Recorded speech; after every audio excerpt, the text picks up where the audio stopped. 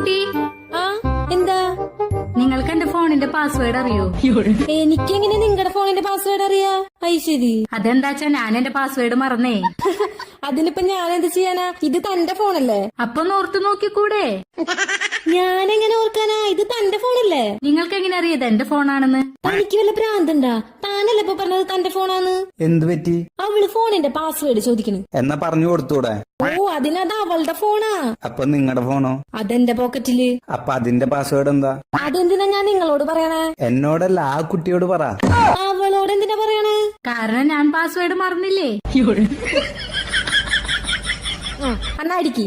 2234 2234. ആ, ഓപ്പൺ ആയി. Thank you. തുറന്ന